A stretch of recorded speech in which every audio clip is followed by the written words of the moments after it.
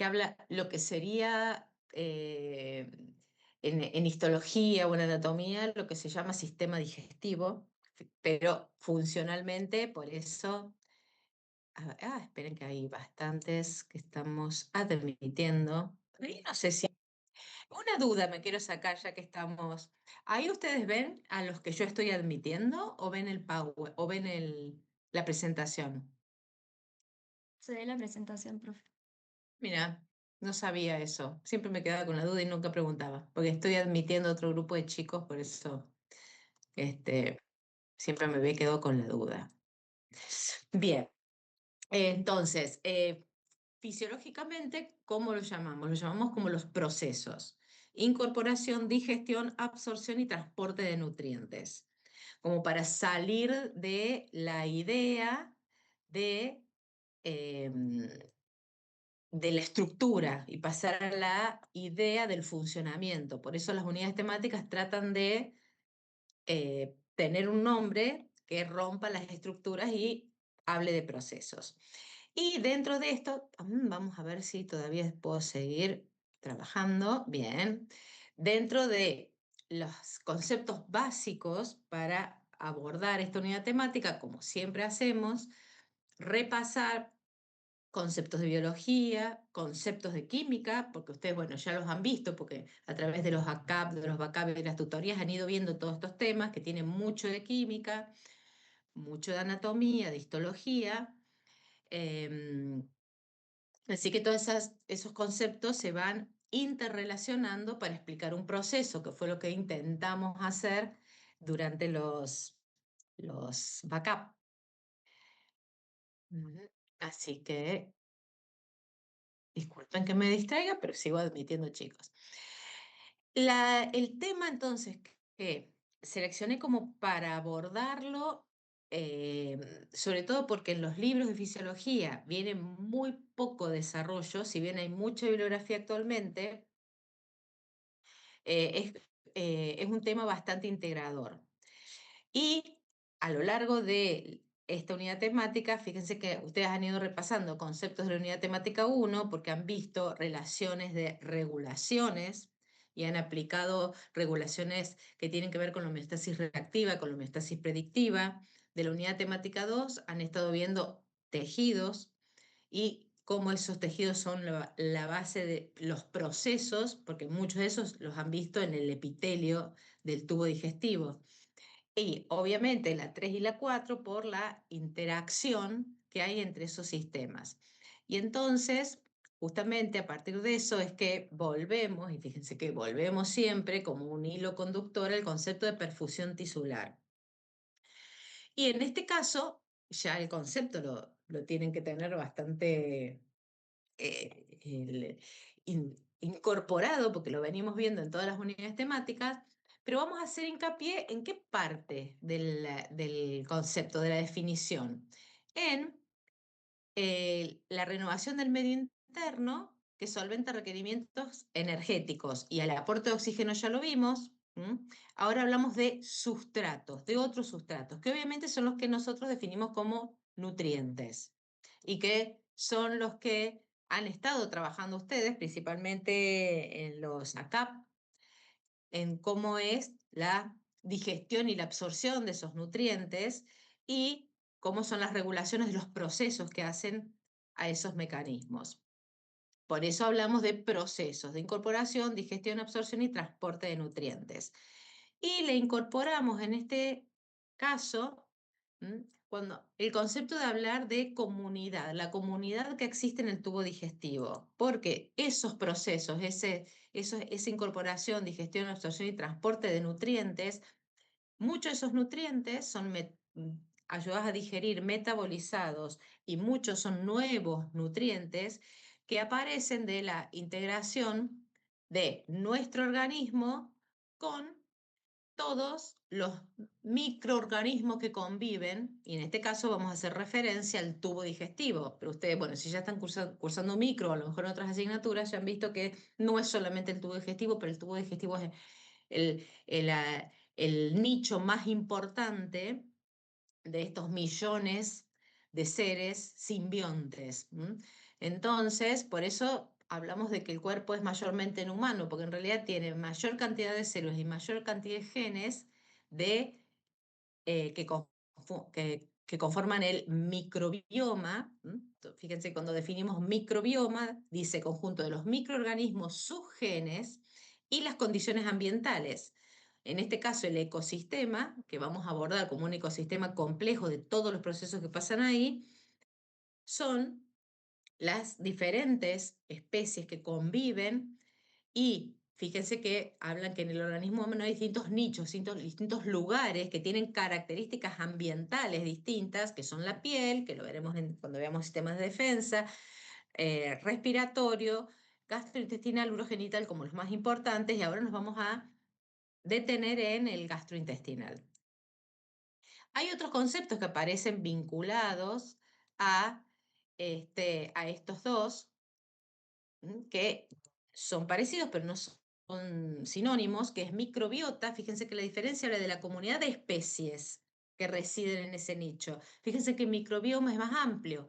Son los microorganismos, los genes y las condiciones ambientales. Y ahí cuando referimos a genes también aparece otro concepto que es metagenoma. ¿Qué quiere decir? Todo el material genético de esa microbiota que convive. Y metaboloma, que serían todos los metabolitos producidos por esa cantidad de virus, bacterias que conviven en el tubo digestivo y en otros lugares del organismo. Obviamente que ahí podemos aplicar conceptos que vimos en la unidad temática 1, que es el de coevolución. O sea que son microorganismos que han coevolucionado con el ser humano, no solamente con el ser humano. Esto, fíjense que habla en billones de años, ¿sí? Y habla de todas las ramas de la vida. Y acá estamos nosotros, Homo sapiens, pero es característico de estos tipos de simbiosis de microorganismos con otros taxones. Y en este caso, acá sí que vemos esa relación de coevolución en el ser humano de los microorganismos. Acá que aparecemos es una evolución constante. Lo importante de esto es que entonces cambia totalmente el concepto. Actualmente, vieron que hablamos de cambios de paradigma. Bueno, actualmente, con esta visión de la coevolución de los organismos, por ejemplo, vertebrados o los humanos, con toda su microbiota, o sea, las especies, pues hablamos de las especies de microorganismos que conviven en los distintos nichos del propio cuerpo, aparece el concepto, fíjense que aparece acá, de holobionte. Y ese es el cambio de paradigma, que se considera el humano como un holobionte. ¿Qué quiere decir? Que es el humano multicelular con el microbioma asociado y están indisoluble y funcionalmente unidos. ¿Por qué? Porque lo importante es que esa batería de genes, por eso hablamos de metagenoma, de ese gran conjunto de millones de genes que aportan estos millones de seres que conviven principalmente en nuestro tubo digestivo, están sumando vías metabólicas. Por eso hablamos de metaboloma.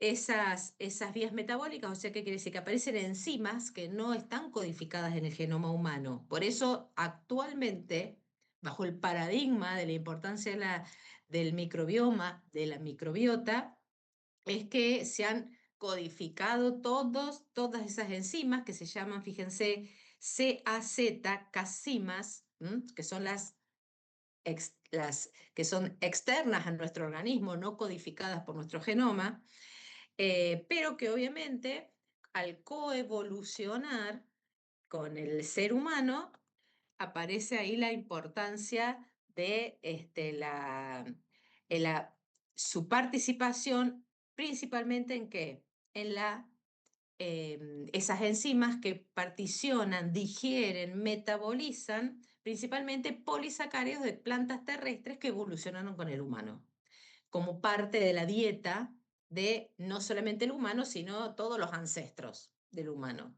Por eso hablamos de una coevolución.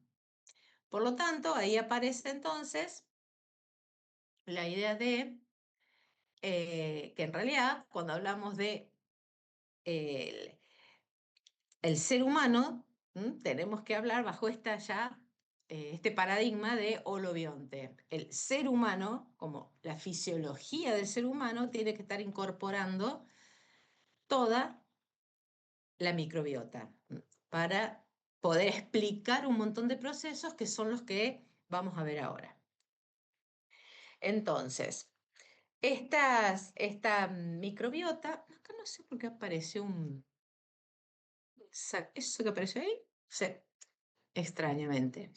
Esta microbiota, fíjense acá que vemos que bajo la teoría del desarrollo prenatal estéril, vamos a ver que está en discusión actualmente, es en el momento del nacimiento en donde estamos siendo colonizados por esta microbiota. ¿Por qué decimos que? Porque ahora hay una discusión. Si en la vida intrauterina ese útero se considera estéril o si hay ya transferencias de bacterias maternas al feto.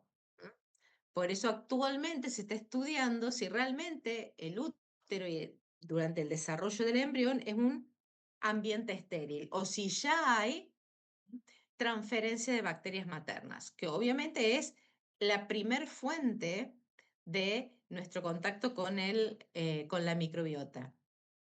Entonces, obviamente que esa primer fuente sería lo que hablamos de transmisión vertical o transferencia vertical de esta microbiota y una vez después del nacimiento, además de mantenerse esa transferencia vertical, comienza la transferencia horizontal por el contacto con el entorno, principalmente por el tipo de dieta que va a recibir, que va a ir recibiendo ese niño.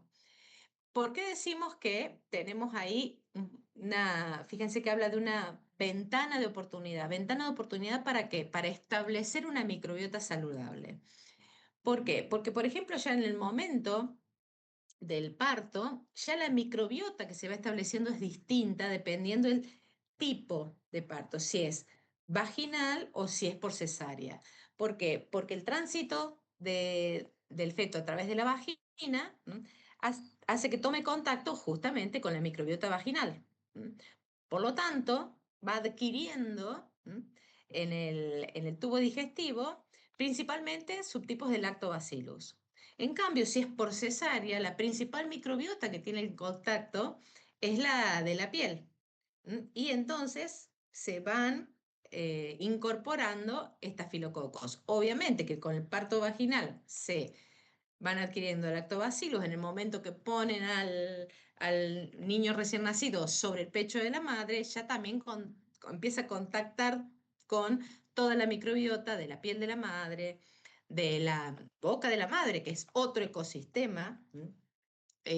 O sea que inmediatamente después del nacimiento comienzan a incorporarse los componentes o las especies que van a ir determinando la microbiota del adulto. Por eso hablamos de un patrón microbiano, que ya se comienza a determinar en el momento del nacimiento y obviamente todas las primeras etapas de la vida que va estableciendo lo que se llama microbiota central funcional. ¿Qué quiere decir? Los residentes estables. Después se puede ir modificando de residentes, pero en esas primer año de vida es donde se establecen los actores centrales de esa microbiota. A lo largo del ciclo vital va cambiando, a medida que vamos tomando contacto con el medio que nos rodea, con distintos tipos de alimentos, se va diversificando, van apareciendo nuevas especies en esa microbiota. Estamos hablando siempre de la microbiota del tubo digestivo particularmente. Por eso decimos que ese aumento de diversidad va favoreciendo un montón de procesos metabólicos que se dan en ese tubo digestivo. En el adulto, entre la infancia y la adultez, hay pocos cambios y principalmente lo que termina de establecer el patrón de esa microbiota en el tubo digestivo son los factores ambientales, el estilo de vida, principalmente basado en la dieta, y eso hace que haya una gran variación interindividual, o sea que es muy variable. Fíjense, durante toda la vida, esa microbiota es plástica. ¿Qué quiere decir? Que algunas especies pueden aparecer porque se incorporan con la dieta y otras pueden ir a desaparecer, por ejemplo, por el uso de antibióticos. En- lo que sí cambia mucho, porque esa plasticidad, fíjense, se va reduciendo, es muy reducida después de los 65, 70 años, donde en las personas muy adultas hay un montón de problemas de salud que aparecen y que se están actualmente interpretando bajo este paradigma, porque se presenta prácticamente como una disbiosis, que quiere decir una alteración total de la diversidad, se pierden, fíjense que acá nuevamente se pierde diversidad y a su vez el sobrecrecimiento de algunas que son más patógenas que partes del elenco estable de la microbiota saludable. Y eso impacta en un montón de parámetros que tienen que ver con esa etapa del ciclo vital. Otra cosa muy importante de esta etapa es que lo vamos a ver con más detalle cuando veamos la unidad temática 7, es que hay una relación indisoluble con el desarrollo del sistema inmune. A partir del nacimiento, este contacto con la microbiota por dos cuestiones. El sistema inmune tiene que aprender a tolerar esta microbiota. Veremos esos mecanismos más específicos en la unidad temática 7, porque es la flora comensal, la simbionte. Por eso hablamos de que hay una coevolución, porque pareciera contrastante de decir, pero si estamos estériles en el útero, y entonces después la microbiota que va apareciendo es la que tiene contacto por el parto, por la comida, entonces podría ser cualquiera. No, no puede ser cualquiera, porque lo que coevolucionó son los mecanismos de tolerancia a la microbiota simbionte. Son los que se establecieron evolutivamente. Entonces ahí aparece la explicación de por qué no atacamos a todas nuestras bacterias simbiontes. En esto que hablamos de la gran variación interindividual y que lo relacionamos mucho con el estilo de vida, hay algunos casos bastante paradigmáticos, sobre todo acá vemos la otra, es como un tema donde se permite ver todo esto que hablamos de las bases evolutivas, la explicación evolutiva, porque si no, no hay explicación, la, la pata social, ¿por qué? Porque el impacto cultural, a través de las dietas de cada cultura, tiene un impacto directo sobre esta microbiota y sobre el microbioma, o sea, porque genera el ambiente en el cual se desarrollan estas especies, que eh, parecen, digamos, hay una base que son las mismas, pero lo que cambia es la diversidad, cuáles aparecen y cuáles desaparecen más allá del elenco estable, digamos así. Por eso hablamos de que condicionan la ecología, porque hablamos de como si fuera un microbioma, un microambiente en el tubo digestivo, principalmente por la dieta. Y acá aparece un caso muy particular, que si ustedes identifican acá, esto es sushi, algas. Dieta típica de cientos de años de comunidad japonesa. Ahora la adoptamos nosotros. Las algas que recubren son cierto tipo de algas que lo que se observa es que la pared, lo que hay que digerir de esas algas, no es lo mismo que de las plantas terrestres con las que coevolucionamos. Porque hablamos ese metagenoma de las plantas terrestres. Por lo tanto, hay ciertas características, como es la incorporación de moléculas de azufre en estos carbohidratos de las paredes de las algas, que solo lo pueden descomponer las bacterias marinas, que son las que están en su microambiente. Pero bueno, nosotros lo comemos. La cuestión es que cuando se comenzó a estudiar este fenómeno, ¿qué se observó? Que sí, había una bacteria, un bacteroide, en el tubo digestivo de los humanos, pero no de todos. solo de los japoneses. O sea que los japoneses tienen en su microbiota esta especie que es la que le permite digerir las algas, que obviamente es muy rica en este tipo de algas su dieta, porque aparece no solo en el sushi, sino en la sopa miso y bueno, en un montón de otras, o sea que y se ha estado comiendo constantemente, es parte de su dieta en cientos de años. Ahora, la cuestión es que este bacteroide no tiene las enzimas para digerir, pero sí la están digiriendo. ¿Qué se observó? Que cuando se estudió el genoma tenía un gen que no era propio, era un gen de una bacteria que convive con el agua, o sea, de una bacteria marina. Por lo tanto, ¿qué es lo que pasó? Que al ingerir las algas, se ingiere la bacteria marina que convive con el alga, que contiene la enzima, el gen de la enzima que lo digiere, y a lo largo de la evolución, ¿qué hubo? Hubo transferencia lateral de material genético entre estos dos componentes de la microbiota. Por lo tanto, actualmente los japoneses pueden digerir porque ya sus bacterias intestinales contienen los genes que sintetizan por transferencia lateral, contienen los genes que sintetizan la enzima que digiere. Pero, como decían, los japoneses.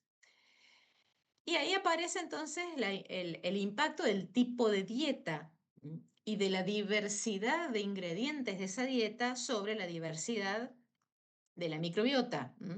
Y entonces al comparar las poblaciones occidentales, particularmente en estos estudios es la población de Norteamérica, con la de Japón, que se obtuvo que la diversidad es mucho mayor en la población de Japón que en la población de Estados Unidos. Y eso tiene directa relación con el tipo de dieta. Una dieta alta en grasas y proteínas de origen animal y baja en fibra tiene mayor cantidad de bacteroides y Clostridium y menor de bacterias lácticas, que son las que prevalecen en las dietas japonesas, que tienen una gran diversidad de muchos más alimentos, componentes dietarios diversos. O sea que ahí tenemos un directo impacto de lo cultural que atraviesa la alimentación, el tipo de dieta, sobre la microbiota. Y ahí surge entonces el concepto de que si bien esa microbiota en el tubo digestivo son 6 taxones, no importa, no vamos a hablar ahora de los taxones, si están en micro y los saben, perfecto, pero hay dos más importantes, son Firmicutes y Bacteroidetes, que son los dos más importantes, los otros también aparecen y dependiendo el ambiente, como en este caso de los japoneses, aparecen especies particulares. Lo que sí se logró componer es lo que se llaman enterotipos, que sería esa interacción entre la dieta, la microbiota, y se conformaron enterotipos, que serían los dos extremos que vimos recién, enterotipo japonés, enterotipo norteamericano, porque está directamente vinculado a la fuente de energía que utilizan estas bacterias. Por lo tanto, si son más proteínas y grasas animales, más carbohidratos y fibras. Entonces ahí aparecen estos dos extremos de fenotipos donde la diversidad de genes que aportan justamente la microbiota es alta en el fenotipo japonés, le vamos a llamar así, y es muy baja en el fenotipo yanqui, y ese fenotipo se denomina fenotipo inflamatorio.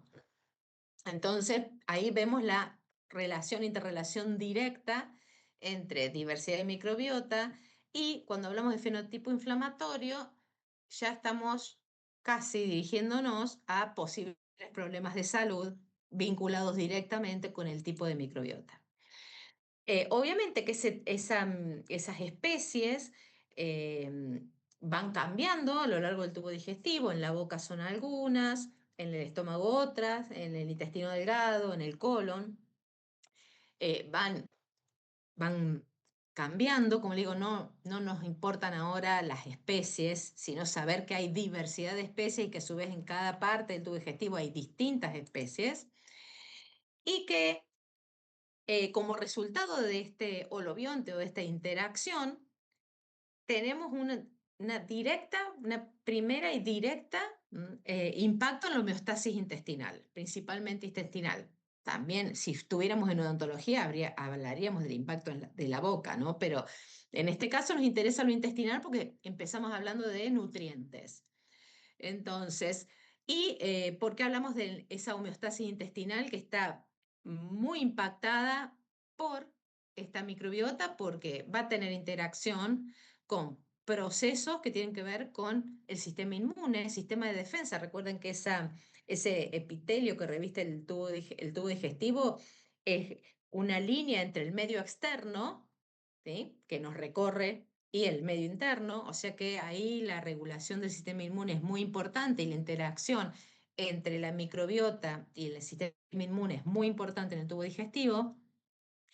También con la misma estructura de esa barrera intestinal, hay productos de esta microbiota que fortalecen o rompen esas uniones como barrera, o sea, lo hacen más permeable al intestino, por eso podemos tener problemas. Ven que para un lado vamos hacia posibles patologías y a otro lado lo que hablábamos de un sistema saludable y obviamente un montón de productos que hacen a la regulación endocrina y a procesos digestivos. Entonces, algunos vamos a ir viendo algunos de ellos.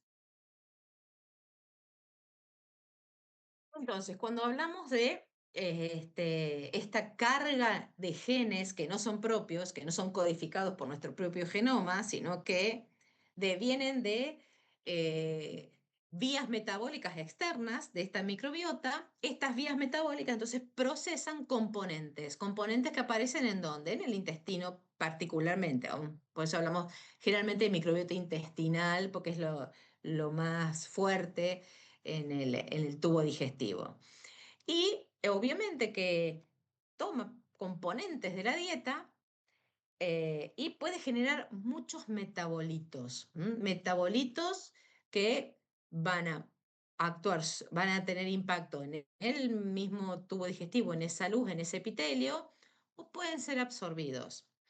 Muchos de ellos son nuevamente metabolizados en otras partes del cuerpo y algunos de ellos pueden llegar a ser tóxicos. Por eso de ahí la importancia de cuál es la microbiota con la que estoy trabajando. Por lo tanto, ese concepto de metagenoma y metaboloma, que sería la gran cantidad de otras vías enzimáticas, otras vías metabólicas que se suman al cuerpo humano por la acción de las distintas especies que están en el intestino particularmente. Entonces hay como dos grandes grupos de procesos que se dan. Uno es la fermentación de conjugación, y fíjense que ahí tenemos algunos tipos, ¿no? Fermentación de las fibras dietarias. Celina se los mencionó cuando habló de la fibra, no vamos a hablar de la fibra porque ya lo mencionó Celina en la otra clase, sino qué pasa, cuál es el producto de las vías metabólicas que es el origen de esto, nos ayudan a digerir la fibra dietaria, y de conjugación, por ejemplo, en este caso de productos que ustedes estuvieron viendo también cuando hablaron de hígado, de los ácidos biliares, el pasaje de ácidos biliares primarios a ácidos biliares secundarios, y otro gran conjunto de metabolitos, productos de su acción, que tienen que ver con aminoácidos, con vitaminas, con la misma colina que después va a terminar formando, por ejemplo, la acetilcolina. O sea que hay muchísimos procesos que uno los da por sentado y que el primer paso o el último paso ocurre en esta microbiota. O sea que vamos a tener, por un lado, metabolitos derivados de fuentes dietarias o dietéticas, eh, y los principales son algunos aminoácidos, los ácidos grasos de cadena corta y metabolitos derivados de fuentes endógenas, como los ácidos biliares y el colesterol. Fíjense que acá tenemos sintetizados cuatro grandes grupos de estos productos. Y ahí tenemos los ácidos grasos de cadena corta, cuyos principales componentes son el acetato, el propionato y el butirato, los derivados de los ácidos biliares, los derivados del triptofano como un ejemplo de los aminoácidos esenciales que está metabolizando esta microbiota y después muchos otros grupos de metabolitos que, que no son tan son importantes porque obviamente su deficiencia va a traer alguna patología, pero tienen, y es más, su exceso de esos metabolitos, dependiendo de la flora que tengamos, también puede generar patologías porque son tóxicos, como dijimos. Entonces, básicamente, actualmente, bajo este paradigma que decíamos de la importancia de que de este holobionto, que quiere decir de ver holísticamente al ser humano y no se puede, y está indisolublemente unido su función a este microbioma, estas especies, principalmente cuando hablamos de la microbiota intestinal, se consideran en conjunto ese microbioma un órgano endocrino, porque muchos de los productos metabólicos que se producen ahí van a terminar impactando, ya sea a nivel local como a nivel endocrino y hasta a nivel nervioso. Por eso hablamos distante, no solo en la célula del tubo digestivo, sino también en la de la mayoría de los órganos del ser humano. Entonces, vamos a ver algunos ejemplos de estos procesos de los que participa la microbiota.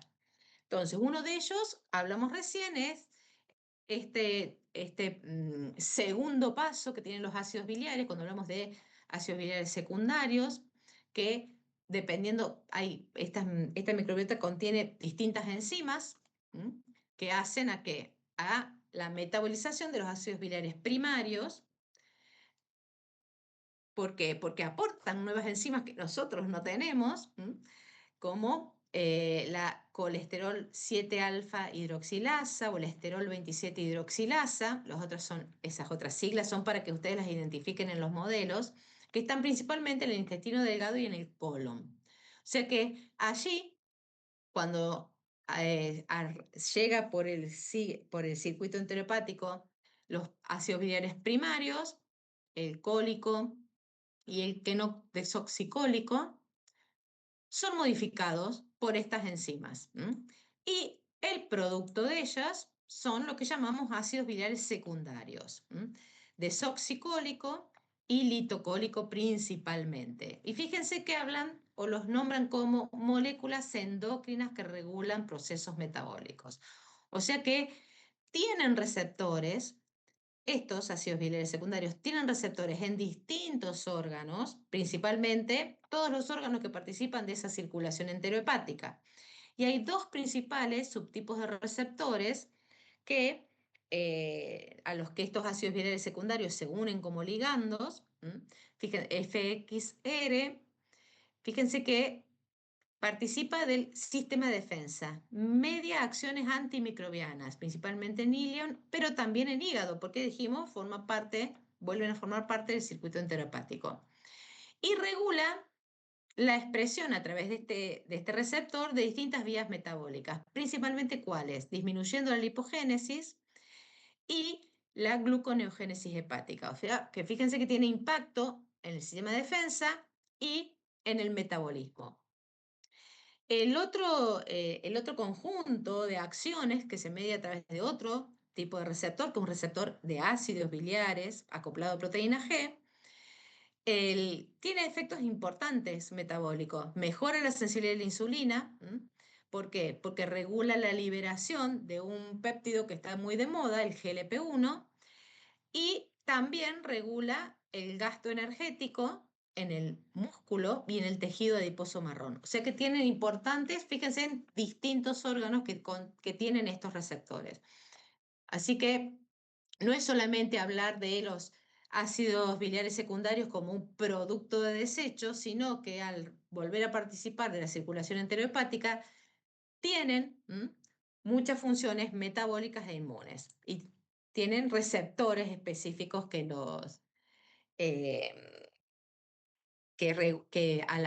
a través de los cuales se ligan y ejercen estas funciones. Después, ¿qué teníamos?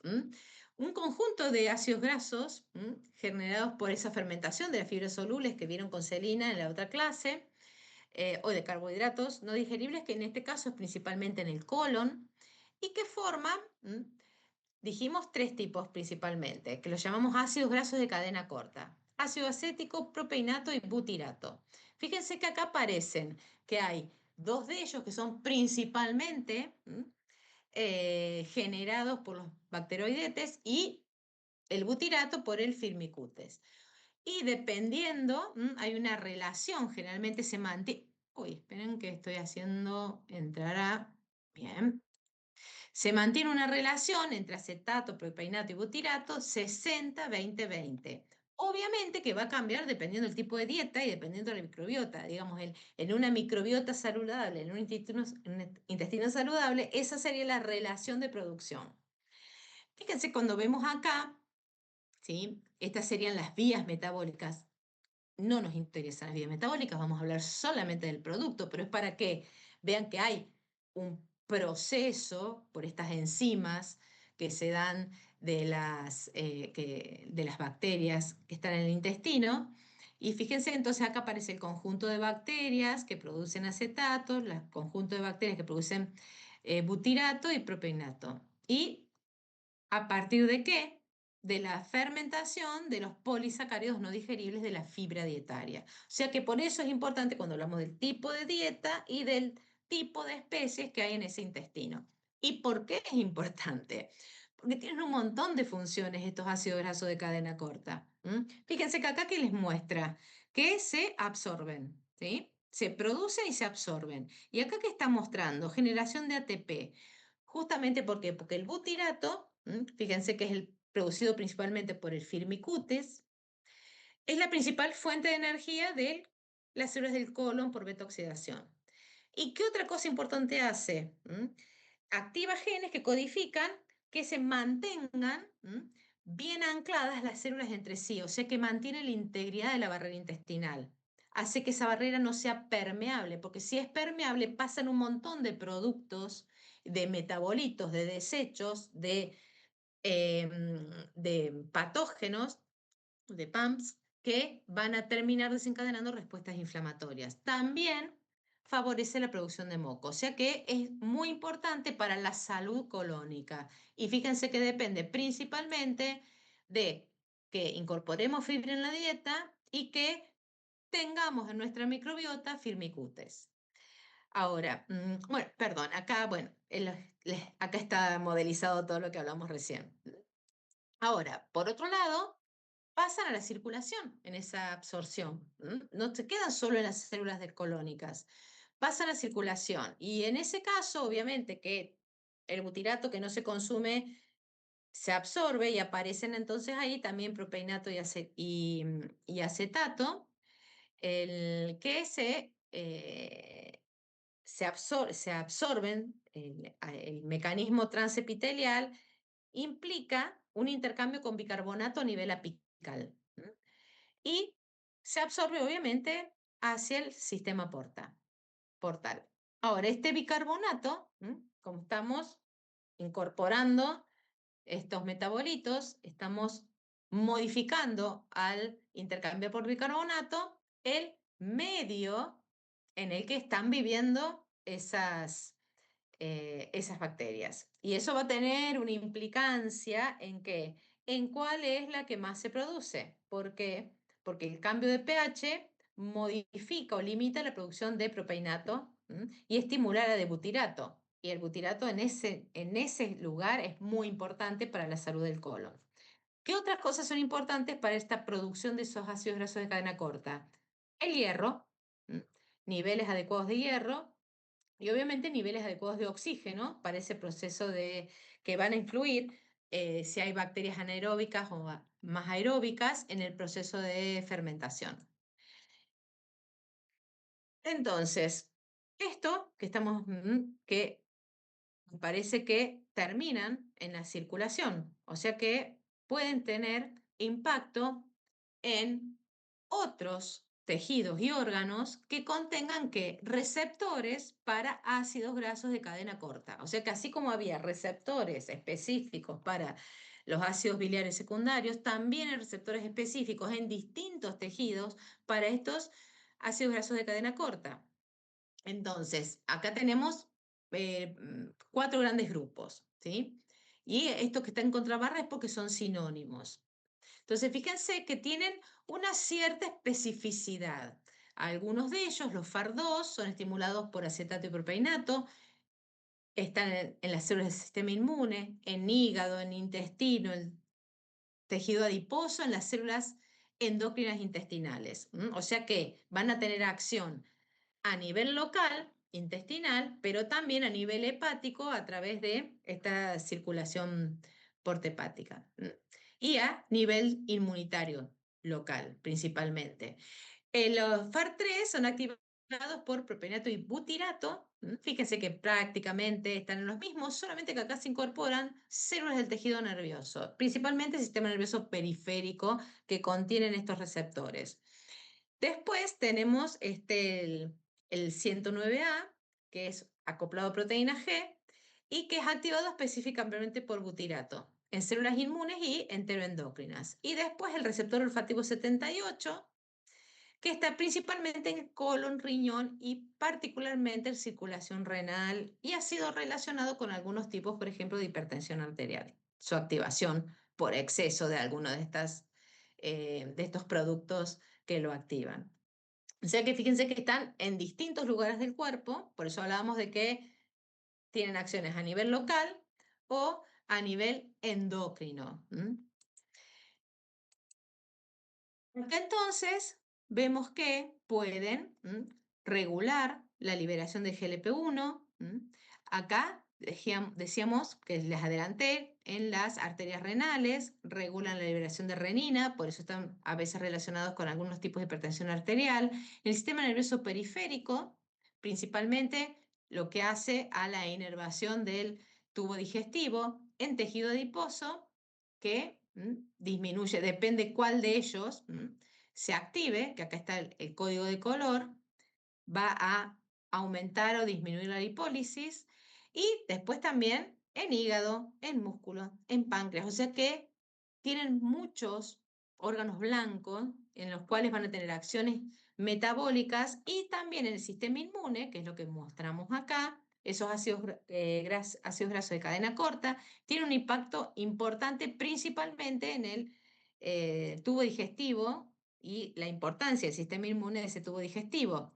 Entonces, por ejemplo, el que es acoplado a proteína G, que cuando es activado, ven, principalmente por butirato, dijimos que el butirato era importante en ese colon como mecanismo de defensa, tiene grandes propiedades antiinflamatorias, promueve desarrollo de tolerancia a linfocitos T, entonces ahí va regulando la reactividad, regula la funcionalidad de las células dendríticas, estimula la síntesis de IgA y la producción de interleuquina 10. O sea que tiene grandes propiedades antiinflamatorias en el colon. Por eso hablamos de la salud colónica, muy importante el butirato. Y después tenemos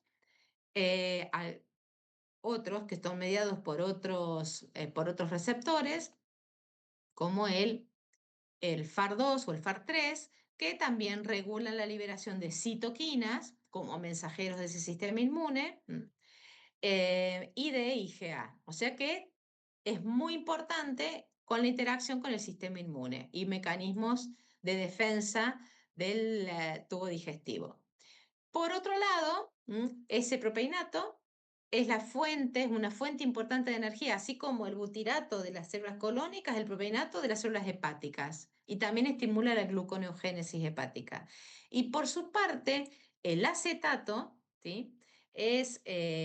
Favorece el crecimiento de otro tipo de bacterias saludables y es cofactor para otros procesos que se dan en el tubo digestivo mediados por bacterias, que son la síntesis de vitaminas, que es lo que vamos a ver algunas de ellas.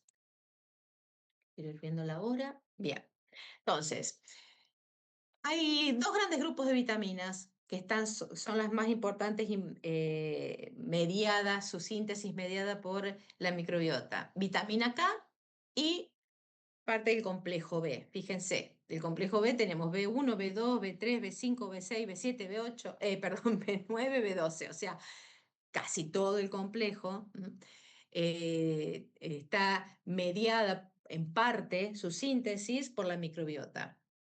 En el caso del complejo B, fíjense que hay 256 bacterias que participan de esto, o sea, no es una o dos, son muchas. Los metabolitos de muchas de estas bacterias hacen al, por ejemplo, evitar que se pierda folato, ayudan en la dieta, el ácido fólico de la dieta, utilizan parte de los productos de la dieta, acá están, productos de la dieta que originan la vitamina B, y dependiendo la parte del tubo digestivo, que fíjense, vitamina B, principalmente en dónde, en el colon, en parte en el duodeno, pero prácticamente el colon y muchos conjuntos de bacterias de distintas especies participan de la síntesis de vitamina B. Y en el caso de vitamina K, recuerden que hay como dos fuentes de vitamina K. Las bacterias, principalmente lácticas, tienen la capacidad de sintetizar vitamina que llamamos K2, porque ¿qué decimos? Tenemos la K1, que es la fuente directa nutricional, y la K2, que tiene otro esqueleto, que es la que sintetizan las bacterias, principalmente lácticas, en el tubo digestivo. Y obviamente después las dos son absorbidas y terminan impactando en qué, en lo que ya hemos visto, por eso con esta unidad temática podemos ir a un montón de otras unidades temáticas y hablar, por ejemplo, de hemostasia. Y dijimos que hay muchos otros metabolitos que participan. Fíjense acá que muestran que producto de las bacterias hay un conjunto de péptidos de y de pequeños péptidos o péptidos más grandes o estructuras aromáticas que son productos metabólicos de de la, de la, de la carga enzimática que tienen estas enzimas y a través de la fermentación y conjugación van modificando los elementos de la dieta. Algunos de ellos, algunos otros de ellos, son este gran conjunto, oligosacáridos, estos pequeños péptidos sintetizados por ribosomas, glicolípidos. Y acá entonces vamos a ver un grupo que son los terpenoides, que si saben un poquito de plantas, los terpenos son estructuras básicas de las plantas, o sea que no dudamos de que el origen es la fibra dietaria y el metabolismo de este conjunto de bacterias aportan al organismo antocianinas e isoflavonas. No sé si les suena. Y esas antocianinas, por ejemplo, eh, previenen el estrés oxidativo, son neuroprotectores. Fíjense las fuentes dietarias, uvas, ciruelas. O sea que la fermentación por algunos tipos de bacterias de esas fuentes nutricionales generan antocianinas que son neuroprotectores y previenen el estrés oxidativo. Y las isoflavonas, lo mismo, provienen de varios conjuntos de plantas y tienen importantes efectos a nivel del sistema nervioso. Fíjense que protegen la microglía, previenen la apoptosis neuronal, inducen regeneración neuronal y lo importante es que las dos pueden atravesar la barrera hematoencefálica, porque no todos los productos del tubo digestivo que provienen de la microbiota pueden atravesar la barrera hematoencefálica. Y acá tenemos otro grupito que dice metabolitos de aminoácidos. Y acá está la triptamina, el ácido indolpropeinoico. Sé que hay un montón de metabolitos que provienen de aminoácidos, pero no solamente es que tomen los aminoácidos de las dietas y los metabolicen, porque pueden hacer eso las bacterias. Pueden utilizarlos, además, pueden utilizarlos, competir. Si es una dieta pobre en proteínas, las bacterias pueden estar consumiendo aminoácidos, pueden metabolizarlos y aportar otros productos al organismo, o pueden sintetizar aminoácidos. O sea que son importantes cuando hablamos del metabolismo de los aminoácidos del cuerpo. Cuando hablamos de algunos de ellos, por ejemplo, hay algunas bacterias que contienen la glutamato de carboxilasa, que a ustedes les debe sonar, pero es importante porque puede producir GABA, y ya hemos mencionado el GABA, el ácido gamma aminobutírico, que es un neurotransmisor inhibitorio importante, y en este caso actúa directamente en el sistema nervioso entérico, pero también puede atravesar la barrera hematoencefálica. O sea que ese conjunto de bacterias intestinales pueden estar produciendo un neurotransmisor que afecta al local y al sistema nervioso. Dijimos que pueden sintetizar aminoácidos esenciales como la valina, la isoleucina y la leucina, que son importantes para la síntesis de otras proteínas, el metabolismo en general y la inmunidad.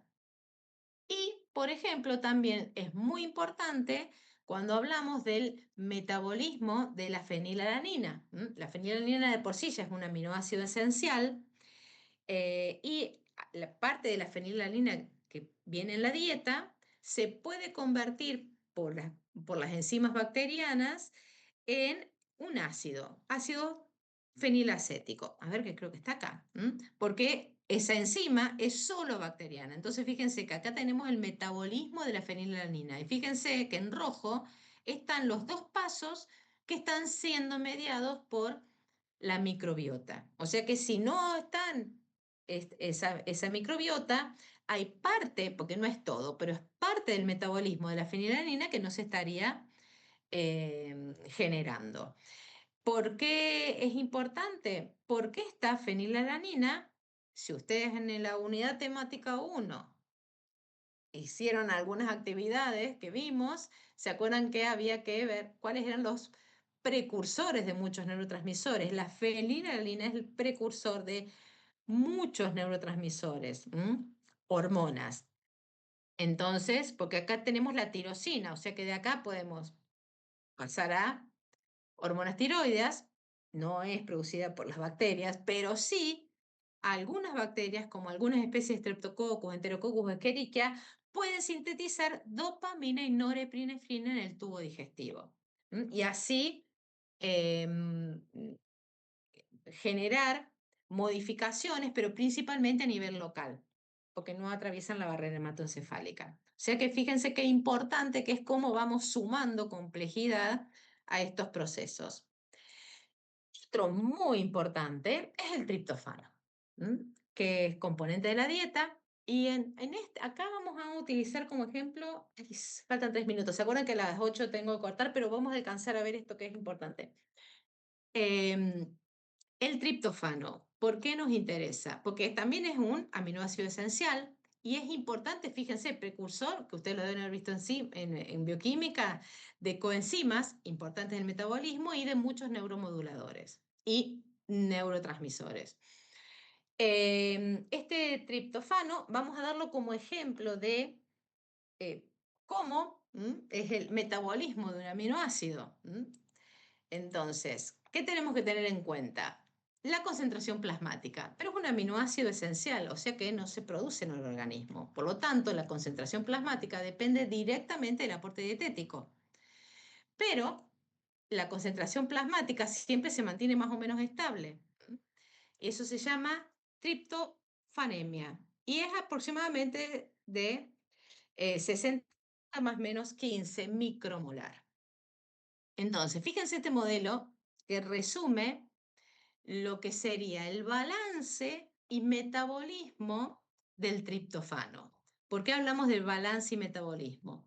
Porque hablamos de una concentración plasmática que aquí aparece, y esa concentración plasmática sería lo que llamamos pool circulante, porque es lo que está circulando en la circulación sistémica y es lo que va a aportar a estructuras, por ejemplo, ahí muestra, por ejemplo, el músculo, o síntesis de serotonina o síntesis de melatonina, que fíjense que son muy bajitos los porcentajes, o sea que ese pool circulante es el activo, ¿sí? Parte de ese pool circulante. Ahora, el origen de ese pool circulante, para que se mantenga esos niveles circulantes, debemos estar incorporando constantemente en la dieta el triptofano. Obviamente, de la ingesta depende entonces que se incorpore la cantidad recomendada de triptofano. Fíjense, son 4 miligramos por kilogramo por día. Ahí tenemos los elementos de la dieta que principalmente lo contienen. Y obviamente que como parte de las proteínas vamos a tener el proceso de digestión, no vamos a entrar en detalle porque ustedes ya lo han visto en las tutorías. El proceso de absorción, que acá sí podemos entrar un poquito más en detalle. ¿Por qué?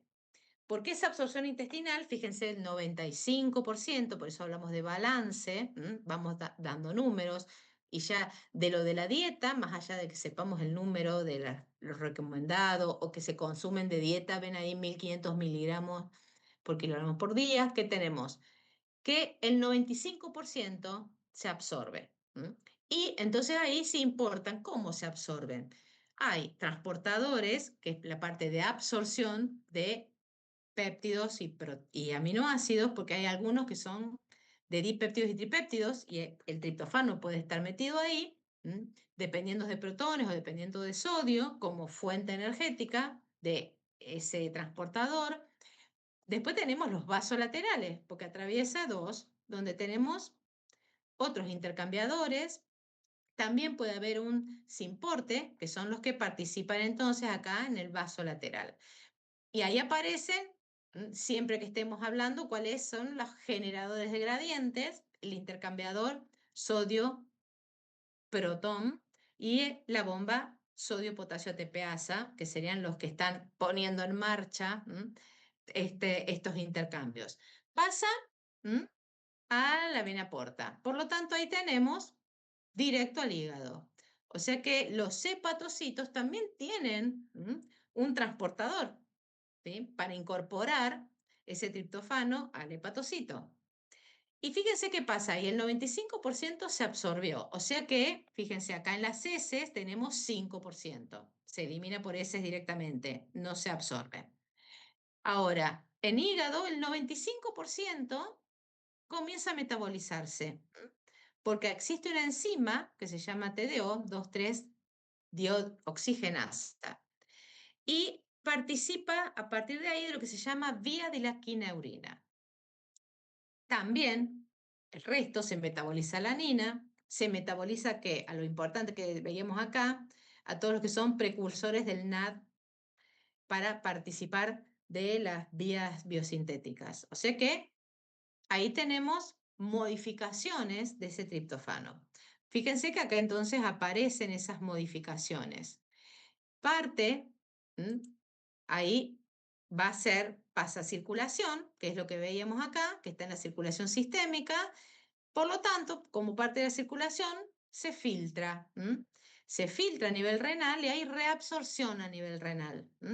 Fíjense que habla que la reabsorción es eficiente. Solo el 0,2% se elimina. O sea que ahí vamos viendo cómo es el manejo del triptofano a nivel renal. Ahora, ¿qué otra cosa nos interesa? ¿Cómo se transporta en la sangre? Porque dijimos que hay una concentración plasmática, pero ¿cómo se transporta en sangre? Se transporta libre, pero también unido a la albúmina. Y es un caso muy particular, es el único aminoácido, fíjense, donde en el 80 o 90% es transportado por la albúmina. Obviamente que eso es importante, ¿por qué? Porque como de la dieta se adquiere directamente, eso amortigua las concentraciones de triptofano. O sea que fíjense que sufre un montón de modificaciones y pequeño porcentaje sigue como triptofano libre, y del triptofano que pasó nuevamente a circulación, el 80-90% va unido a la albúmina como amortiguador de los cambios importantes que hay en la dieta. ¿Qué otra cosa importante a tener en cuenta? Que también ustedes han estado viendo como proceso, que durante todo este proceso se dan mecanismos de regulación anticipatoria para el manejo de los aminoácidos en el tubo digestivo. Y en este caso hay sensores específicos de triptofano en las papilas gustativas a lo largo del tracto gastrointestinal, que acá está el nombre. Es, es- no importa que sepan todas estas siglas y estos nombres, están acá por si aparecen en otros modelos, pero con que sepan que hay transportadores apicales, basales, intercambian por qué. No es necesario que sepan el numerito, el nombre específico, sí el tipo. Pero en este caso sí saber que hay sensores especiales de triptofano, hay para todos los aminoácidos que también sensan triptofano, pero hay específicos de triptofano que estimulan la liberación de incretinas en el tubo digestivo. Por lo tanto, ahí comienzan a estimular la liberación de insulina y así activan todo el metabolismo, que es lo que se ve acá, ¿sí? Para manejar los aminoácidos circulantes, en este caso principalmente el triptofano.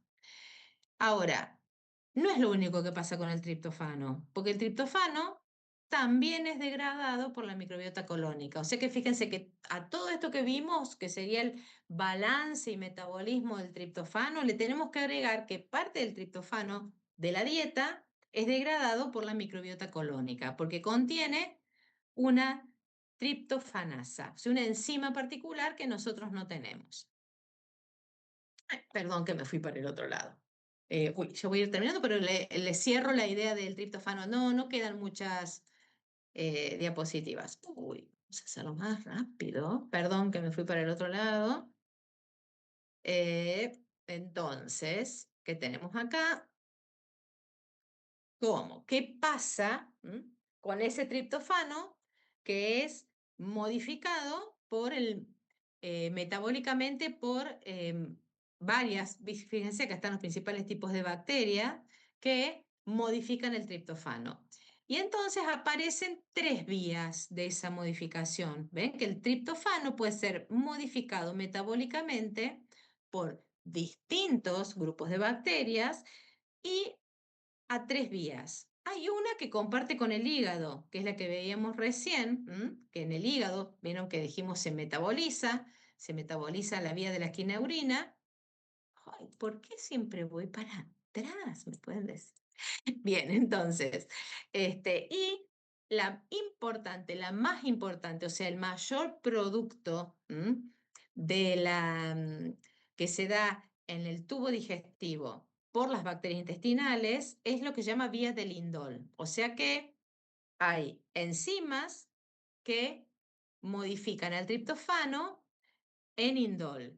Y como vimos anteriormente, se absorbe, acá está, el indol se absorbe, y existen receptores que se llaman AHR, que están en distintas estructuras del cuerpo, principalmente en el sistema inmune, y fíjense que entonces este indol producido por las bacterias del tubo digestivo facilitan la respuesta inmunitaria de la barrera intestinal, la renovación epitelial, la integridad de la barrera, o sea que así como el butirato, el indol también es importante, mantienen la respuesta para que no se genere una inflamación crónica, modula la secreción del GLP-1, que es lo que vimos ahí, en las células colónicas, y tiene una propiedad que atraviesa la barrera hematoencefálica, o sea que una vez que está en circulación, puede llegar al cerebro. Ahora, también aparece por acá, entonces tenemos la vía del indol, que es la más importante. También aparece la vía de la quinaurina, que es la que recién hablamos en el hígado, ven acá el triptofano que se absorbía, pasaba por el hígado. Otra parte, directamente, era lo que quedaba en circulación, pero la mayor parte pasaba por el hígado.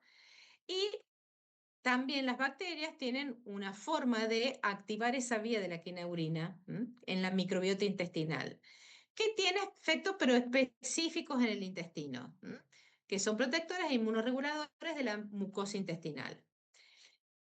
Lo que nos tiene que quedar entonces en claro es que ese triptofano en el hígado es parte, como parte de la metabolización del triptofano que se absorbe, es la parte más importante en el hígado, que fíjense, del hígado puede ir al sistema nervioso, y que sería la vía de las quineurinas, pero en la microbiota la más importante es la vía del indol. Y tanto la vía del indol como la vía de la quinaurina son importantes más a nivel local.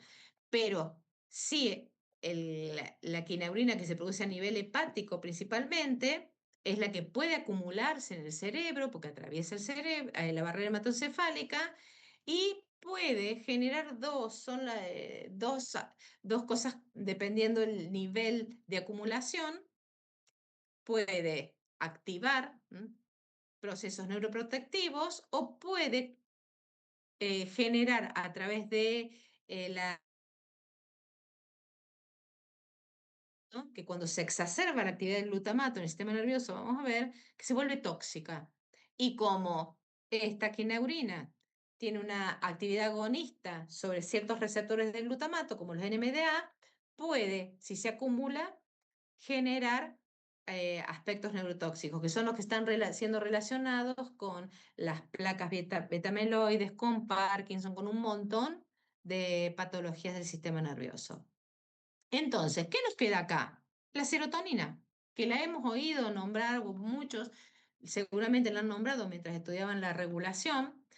Y entonces, en ese caso, la serotonina, perdón, voy a ir sí para atrás un minutito, la serotonina se puede producir por algunas bacterias, pero lo más importante, fíjense, la serotonina es que se absorbe directamente. Ven que no hay grandes cambios metabólicos. Muy poquitas, se produce muy poquito generación de serotonina a través directa del triptofano, pero sino que lo más importante es lo que vieron ustedes ya, que parte de ese triptofano es procesado por las células enterocromafines y producen serotonina, que producen el 90-95% de toda la serotonina del organismo, pero es producida por una enzima que es distinta en el sistema nervioso. Y esta serotonina tiene acción a nivel local sobre el sistema nervioso autónomo, sistema nervioso entérico, pero no sobre el sistema nervioso central, que es producida, el triptofano llega al sistema nervioso central y hay otra, una hidroxilasa tipo 2, que es la que produce la serotonina a nivel central. Bueno, voy a dejar por acá porque si no me van a retar que me están pidiendo entrar. Chicos, quedan 3 o 4 diapositivas termina la serotonina y le da algunos ejemplos de la parte tóxica, que sería la vinculación que pueden tener con pato. Quedan 2 diapositivas nada más. Así que se las subo. La idea es que vean que hablamos de microbiota, pero tiene impacto en muchísimos procesos del tubo digestivo y ya le hicimos links con sistema inmune, con metabolismo, con sistema nervioso. Y bueno, como en las primeras diapositivas, se trabaja bajo un nuevo paradigma. Así que están buscando un montón de patologías.